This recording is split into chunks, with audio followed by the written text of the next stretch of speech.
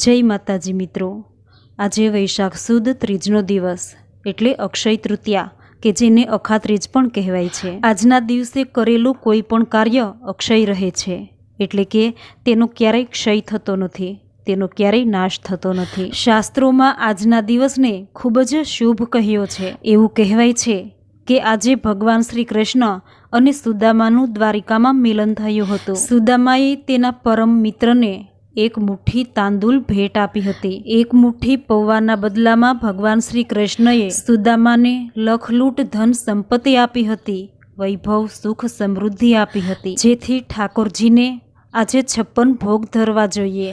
સુદામાને એક મુઠ્ઠી તાંદુલના બદલામાં લખલૂટ ધન સંપત્તિ મળી હતી। ભગવાન તેના પર પ્રસન્ન થયા હતા, જેથી જે કોઈ આજે ભગવાનને ભાવથી પ્રેમથી થાળ ધરશે અને કૃષ્ણ સુદામા મિલનની જે કોઈ આ કથા સાંભળશે તેને અખૂટ ધન સંપત્તિ, વૈભવ, સુખ સમૃદ્ધિ મળશે તેવું ભગવાન શ્રી કૃષ્ણનું વરદાન છે। તો મિત્રો, આજના વિડીયોમાં કૃષ્ણ સુદામા મિલનની અમર કથા સાંભળીએ। જે કોઈ પૂર્ણ શ્રદ્ધાથી આ કથા સાંભળશે તેને અખૂટ ધન સંપત્તિ, સુખ સમૃદ્ધિ મળશે। આ કથાને ધ્યાનથી અને શ્રદ્ધાથી સાંભળજો। વિડીયોને લાઈક કરી કમેન્ટમાં જય શ્રી કૃષ્ણ જરૂર લખજો।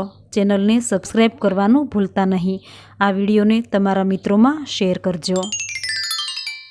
શ્રીમદ ભાગવતમાં સુખદેવજીએ કૃષ્ણ સુદામાની મિત્રતાની કથા સુંદર રીતે રજૂ કરી છે। કૃષ્ણ અને સુદામાની મિત્રતા જગતભરમાં એક એવું ઉદાહરણ આપી ગઈ કે મિત્રતા કેવી હોવી જોઈએ। મિત્ર તો એવો હોવો જોઈએ કે માગ્યા વગર મનની વાત સમજી જાય। સુખદેવજી મહારાજ ભાગવત કથામાં શ્રી કૃષ્ણના બાલસખા શ્રી સુદામદેવ એટલે કે સુદામાની કથા કહે છે। સુદામા પોરબંદરમાં રહે છે। સુદામા અતિ શાંત છે, જીતેન્દ્રિય છે, મહાજ્ઞાની છે, તો પણ તેમની સ્થિતિ તદ્દન ગરીબ છે। સુદામાને 4 વેદ અને 6 શાસ્ત્રોનું પરિપૂર્ણ જ્ઞાન છે। સુદામાએ અયાચિત વ્રત લીધું હતું। આ વ્રતમાં એવો નિયમ હોય છે કે કોઈને કહેવાનું નહીં કે મારું અયાચિત વ્રત છે, કોઈના ઘરે જવાનું નહીં, કોઈ ઘરે આવીને આપે તો લેવાનું। અને આ વ્રતનો બીજો નિયમ એ પણ છે કે જે દિવસે જે કંઈ આવે તે સૂર્ય અસ્ત થયા પહેલાં બધું વાપરી નાખવું, આવતીકાલ માટે એક દાણોય રાખવો નહીં। તેથી જ સુદામા ગરીબ રહ્યા। આજનું પોરબંદર એ સુદામાપુરી।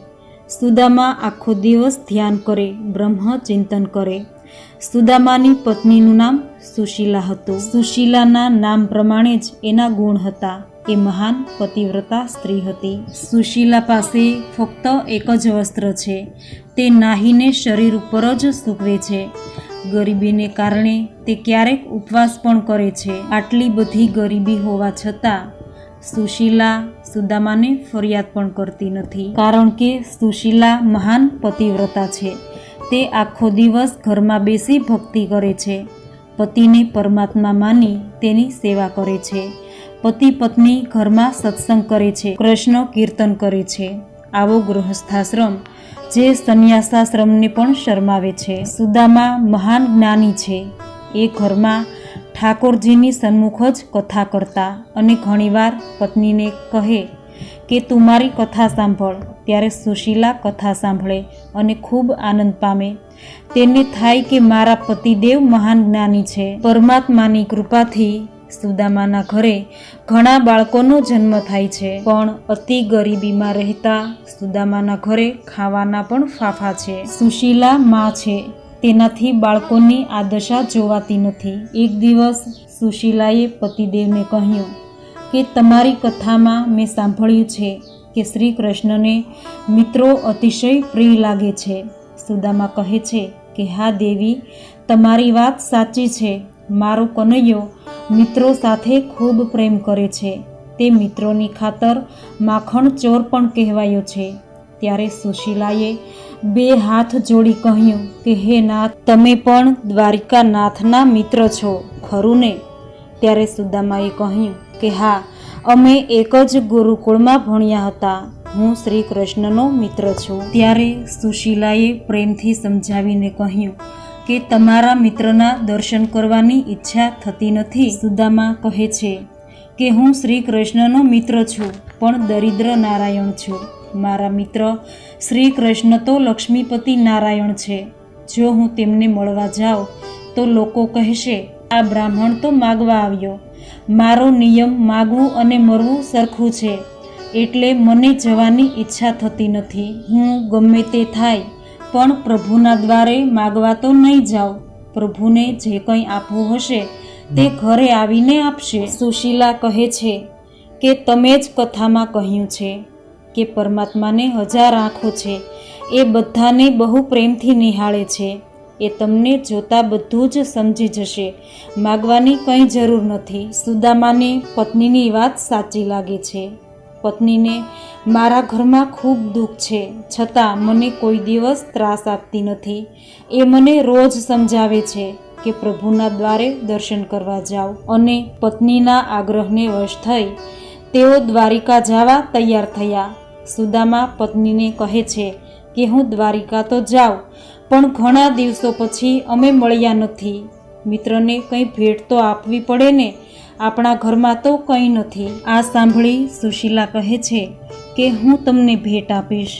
સુશીલા કોઈ દિવસ પડોશમાં પોતાના માટે માગવા ગઈ નથી, પણ આજે ભગવાન માટે પડોશમાં માગવા ગઈ. પૌવા લઈ આવી.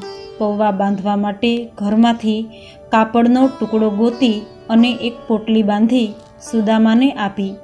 સુશીલાએ પૌવાનો એક પણ દાણો બાળકો માટે ન રાખ્યો અને ભગવાનને માટે જે માગી લાવી છું તે સર્વસ્વ શ્રી કૃષ્ણને અર્પણ કરું છું. એમ કહી સુશીલાએ એ પોટલી પતિદેવને આપી અને કહ્યું કે આ ભેટ દ્વારિકાનાથને અર્પણ કરજો.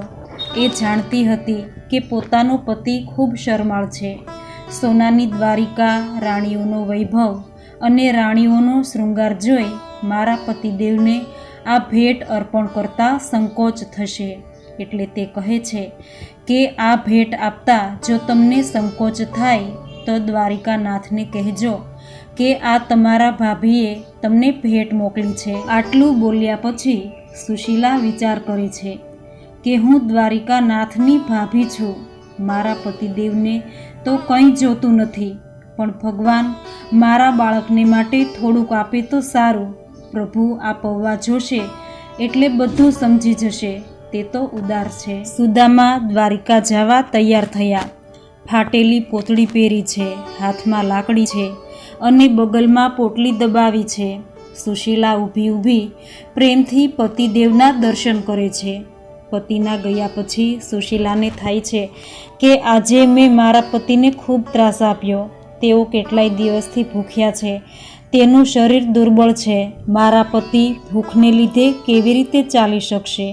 તેઓનું શું થશે? તેમને તો દ્વારિકા જવાની ઈચ્છા નહોતી.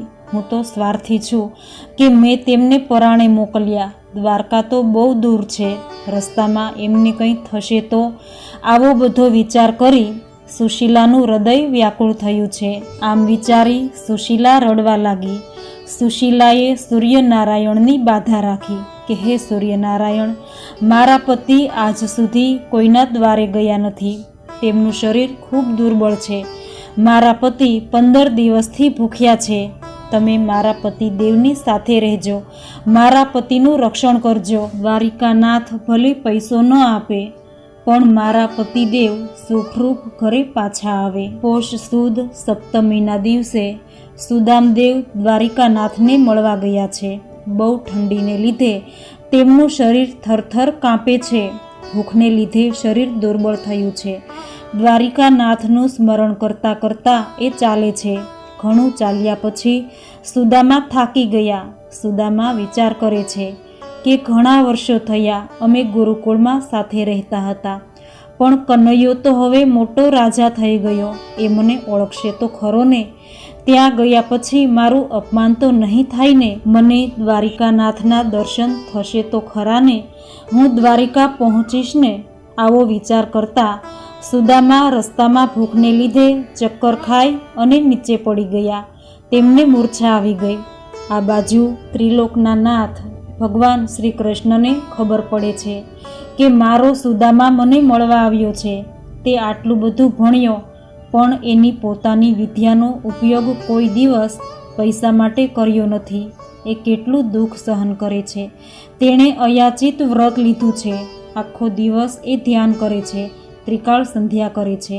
એ કોઈના ઘરે જતો નથી, પણ આજે મારા ઘરે પોતાની તપસ્યા છોડી અને મારા ઘરે આવે છે. આવો બ્રાહ્મણ જે કોઈના આંગણે જાય નહીં, તે આજે મારા આંગણે આવે છે.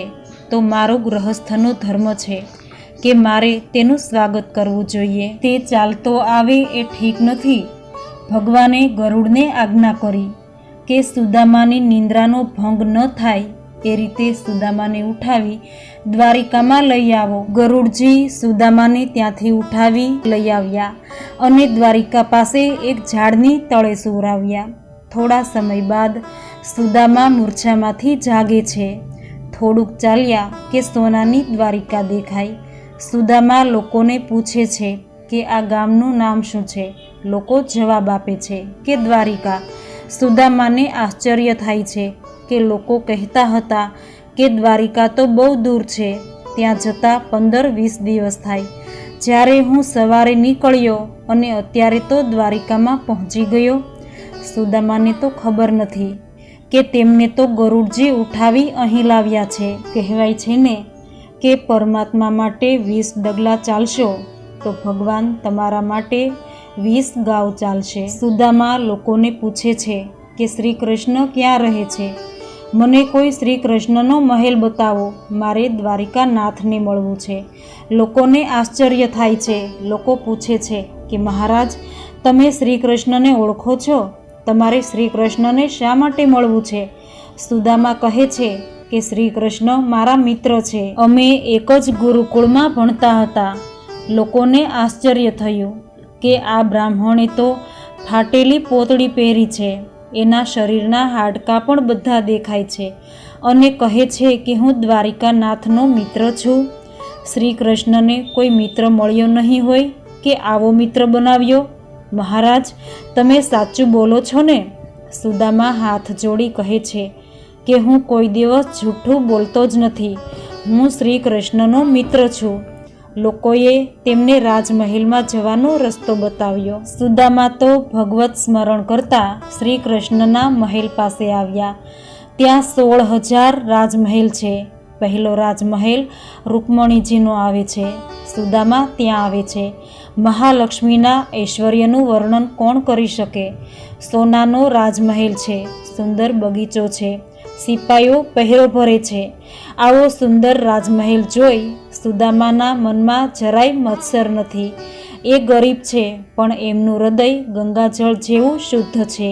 તેઓ તો શ્રી કૃષ્ણને હૃદયથી આશીર્વાદ આપે છે કે મારા શ્રી કૃષ્ણના ઘરમાં સદા સર્વદા લક્ષ્મીનો અખંડ નિવાસ રહેજો. ત્યાં જ એક સિપાઈની નજર પડે છે કે આ કોઈ ગરીબ બ્રાહ્મણ માગવા માટે આવ્યો છે. એમ જાણી સિપાઈ એમને મહેલમાં જતા રોકે છે અને કહે છે કે આ માતા રૂકમણીજીનો રાજમહેલ છે. મહેલની અંદર જવાની મનાઈ છે. તમારે જે દક્ષિણા જોઈએ તે અમારી પાસે માગી લો. રૂક્ષ્મણીજીનો હુકમ છે કે કોઈ પણ સાધુ બ્રાહ્મણ કે ગરીબ જે કંઈ ભિક્ષા માગવા આવે તેને જે જોઈએ તે ભિક્ષામાં આપવી. મહારાજ, આપની શી સેવા કરું? આપને શું જોઈએ છે? સુદામા કહે છે કે મારે કંઈ જોતું નથી. હું તો શ્રી કૃષ્ણને પ્રેમથી મળવા આવ્યો છું. હું શ્રી કૃષ્ણનો મિત્ર છું. મારે તેમને મળવું છે. દ્વારપાળ હસે છે કે આવો શ્રી કૃષ્ણનો મિત્ર હોઈ શકે ખરો? તે કહે છે કે હે બ્રાહ્મણ, તમે અંદર જઈને શું કરશો? તમારે જે કામ હોય તે કરવા હું તૈયાર છું. સુદામા કહે છે કે મારે કંઈ કામ નથી. માત્ર તમે શ્રી કૃષ્ણને જઈ અને ખબર આપો કે તમારો બાળપણનો મિત્ર સુદામો આવ્યો છે. સિપાઈ અંદર જાય છે. સુદામા આંગણામાં ઊભા છે. એ ગભરાય છે. આવો જેનો વૈભવ છે, આવું જેનું ઐશ્વર્ય છે, તે કદાચ મને ભૂલી તો નહીં ગયો હોય ને? મારું અપમાન તો નહીં થાય ને? આવો વિચાર કરતાં કરતાં એ ધરતી ઉપર નજર રાખી અને ઊભા છે. સેવક મહેલમાં આવે છે. સિંહાસન ઉપર બિરાજેલા શ્રી કૃષ્ણને વંદન કરી કહે છે કે મહારાજ, બહાર એક બ્રાહ્મણ આવ્યો છે.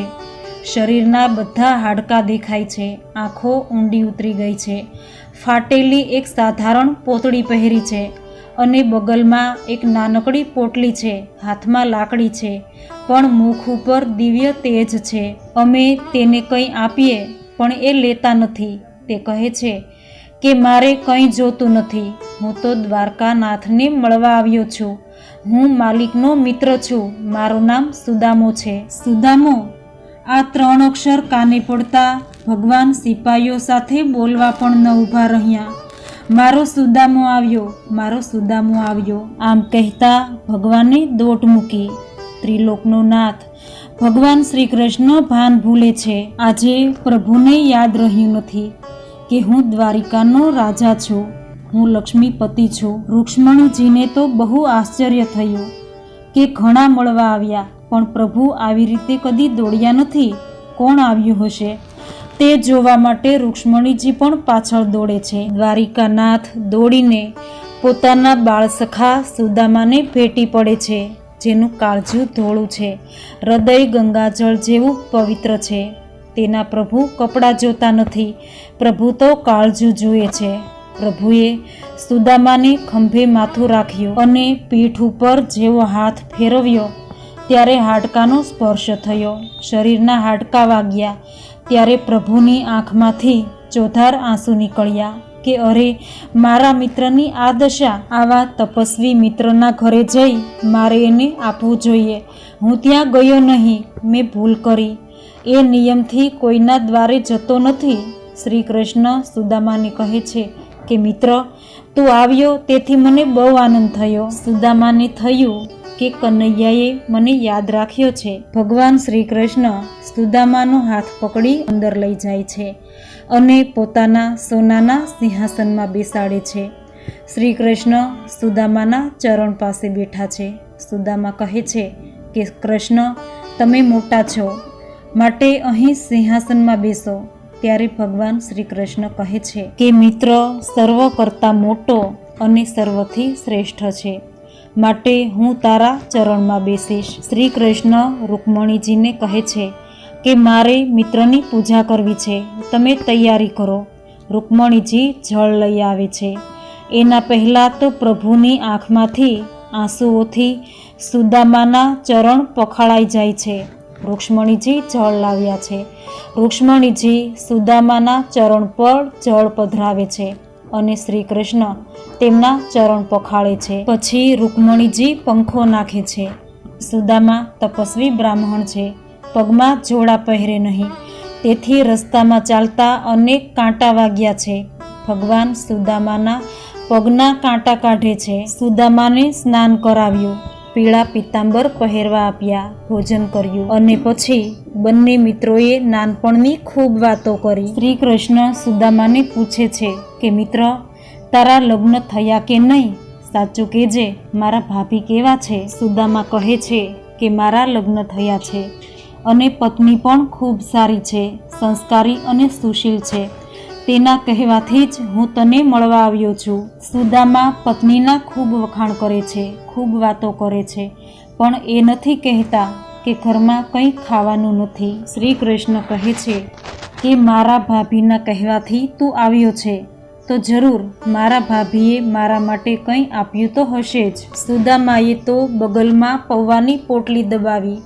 તેને આવા સૂકા પૌવા આપવાની હિંમત થતી નથી. સુદામા મનમાં વિચારે છે કે જેને વૈભવ હોય, રોજ 56 ભોગ આરોગે છે, એને હું આ પૌવા શી રીતે આપું? આ રાણીઓ બધી શું કહેશે? આવું વિચારી સુદામા પોટલી છુપાવવા લાગ્યા. પ્રભુ મનમાં હસે છે, મારો મિત્ર જરૂર પ્રેમથી કંઈક લાવ્યો છે, પણ આપતા સંકોચ થાય છે. પ્રભુ વિચારે છે કે મારો કાયદો છે કે જે મને ન આપે તેને હું કંઈ આપતો નથી. આજે મારે ઝૂંટવીને ખાવું પડશે. શ્રી કૃષ્ણ કહે છે કે મિત્ર, તું આંખ ઊંચી કરીને જોતો ખરો કે મારો રાજમહેલ કેવો છે? સુદામાએ થોડી આંખો ઊંચી કરી કે ભગવાને તરત જ બગલમાંથી પોટલી ખેંચી લીધી. શ્રી કૃષ્ણ કહે છે કે મારા ભાભીએ મારા માટે કંઈક મોકલ્યું છે, પણ તું મને આપતો નથી. શ્રી કૃષ્ણએ પોટલી છોડી તો પૌવા નીકળ્યા. શ્રી કૃષ્ણ કહે છે કે મિત્ર, મને આ પૌવા તો બહુ ભાવે, આજે મને બહુ ભૂખ લાગી છે. શ્રી કૃષ્ણને પ્રેમની ભૂખ લાગી છે. પ્રભુ પૌવા ખાવા લાગ્યા. આ જોઈ રૂક્ષ્મણીજી વિચારે છે કે હમણાં તો 56 ભોગ આરોગીને બેઠા છે અને મિત્રને કહે છે કે મને ભૂખ લાગી છે. રૂક્ષ્મણીજી કહે છે કે સ્વામી, તમે શું ભૂખ્યા છો? આ સાંભળી ભગવાન કહે છે કે જ્યારથી યશોદા મૈયાને છોડીને આવ્યો છું ત્યારથી ભૂખ્યો જ છું. મારી યશોદા માં મને આ રીતે પૌવા ખાવા આપતી. યશોદા માનું સ્મરણ થતાં આંખો અશ્રુભીની થઈ ગઈ. સુદામાના પૌવા સૂકા નહીં પણ પ્રેમમાં પલળેલા હતા. ભગવાન શ્રી કૃષ્ણએ સુદામાએ આપેલા એક મુઠ્ઠી પૌવાના બદલામાં દ્વારિકાની સંપત્તિ સુદામાને આપી છે. પ્રભુ સુદામા સાથે વાતો કરે છે કે તારો સંસાર કેમ ચાલે છે. ભગવાન સામેથી પૂછે છે, છતાં સુદામા કહે છે કે ખૂબ આનંદમાં ચાલે છે. સુદામાને કોઈ વસ્તુની અપેક્ષા નથી. પ્રભુને આશ્ચર્ય થાય છે કે આ તો કેવા છે, એ બોલતા નથી. વાંધો નહીં, મારે પણ તેને કંઈ નથી કહેવું કે મેં તેને શું આપ્યું છે. આખી રાત બંને મિત્રોએ ખૂબ વાતો કરી. સવાર થતાં સુદામાએ સ્નાન કર્યું અને વિચાર કર્યો કે મળવા આવેલો એટલે એક દિવસ મારા હકનો હતો, હવે મારે ઘરે જવું જોઈએ. સુદામા શ્રી કૃષ્ણને કહે છે કે આજે મારે ઘરે જવું છે. શ્રી કૃષ્ણ કહે છે કે મિત્ર, આજે જ જવું છે? સુદામા હા કહે છે. એટલે શ્રી કૃષ્ણ કહે છે કે ભલે ત્યારે જાઓ. ભગવાન વિચારે છે કે તે આજે જાય તો સારું છે. ત્યાં સર્વ ઐશ્વર્ય મોકલ્યું છે, પણ સુશીલા ભાભીએ ભોજન કર્યું નથી. એ ઉંબરામાં બેઠા બેઠા તેમના પતિદેવની પ્રતીક્ષા કરે છે. સુશીલા મહાન પતિવ્રતા છે. ભગવાન શ્રી કૃષ્ણ વિચારે છે કે જો મિત્રને આગ્રહ કરી અને વધારે રોકીશ તો ભાભી દુઃખી થશે. તેથી પ્રભુએ તેમને જવાની રજા આપી. સુદામા પોતાની જૂની પોતળી પહેરી ઘરે જવા નીકળે છે. શ્રી કૃષ્ણ સુદામાને દ્વાર સુધી વળાવવા જાય છે. વિદાય વેળા કહે છે કે મિત્ર, તું બીજી વાર આવે ત્યારે ભાભીને પણ સાથે લાવજે અને ઘરે જઈ મારા ભાભીને મારા વંદન કહેજે. જેને આખું જગત વંદન કરે છે તે દ્વારિકાનાથ એક ગરીબ બ્રાહ્મણની પત્નીને પ્રણામ કરે છે. સુદામાની આંખમાં આંસુ આવી ગયા. કહે છે કે મહારાજ, તમારા વંદન ન હોય, તમારા આશીર્વાદ હોય. શ્રી કૃષ્ણ કહે છે કે મિત્ર, આ તું શું બોલે છે? ભાભીના આશીર્વાદથી હું સુખી છું. મારા ભાભી તો યશોદામાં છે. હું ગોકુળમાં હતો ત્યારે યશોદામાં મને ભેટ આપતી હતી. તે પછી આવી ભેટ આજે મને મારા ભાભીએ આપી છે.